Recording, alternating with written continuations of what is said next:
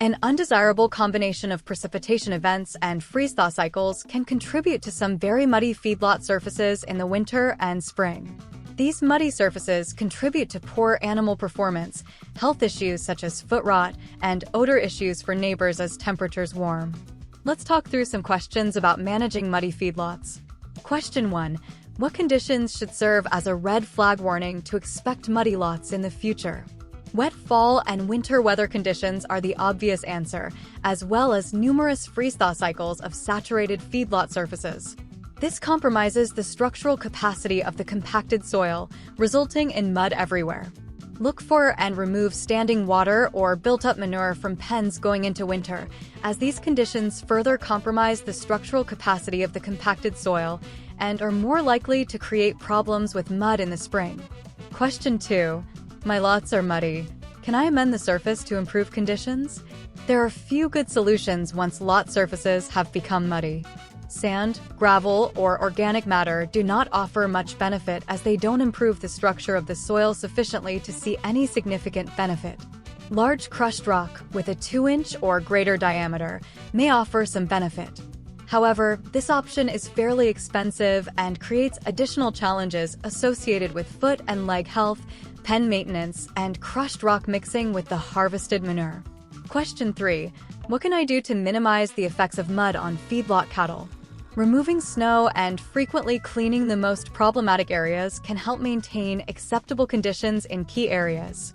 In cattle resting areas, adding bedding to an area of 20 to 40 square feet per head can help in the short term.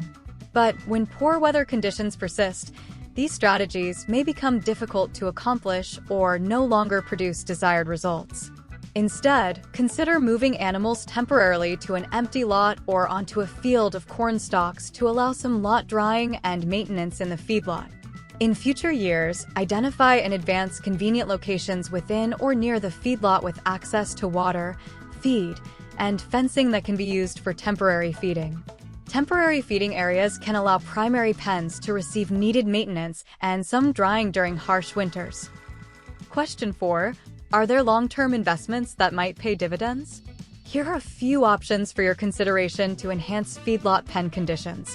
1. Expand the concrete pad behind the feed bunk and around the waterers. Typically, concrete pads are 8 to 12 feet wide. Expanding pad widths to between 12 and 16 feet and including concrete to connect the feed bunk pad to the waterers are recommended to maintain more desirable pen conditions. 2. Shape pens to include mounds and valleys. Mounds should be built from clay soils and can incorporate to reduce water retention. Valleys should be located on both sides of the mound and between the mound and fence. When shaping the pen surface, maintain a 3 to 5% slope away from the feed bunks. 3. Provide additional pen space. Providing 250 square feet or more per head of capacity improves pen conditions in more humid areas like eastern Nebraska. 4. Plant shelter belts to manage blowing snow and minimize its immediate and longer-term effects on the feedlot.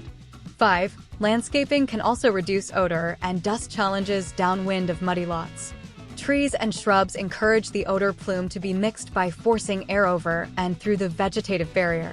This helps to dilute and disperse odors and reduce neighbor exposure.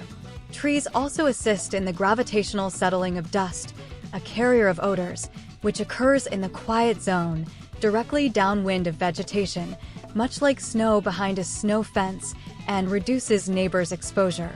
However, do not forget it is extremely important to keep open lots exposed to summer breezes, as this airflow is critical to managing heat stress in feedlot cattle.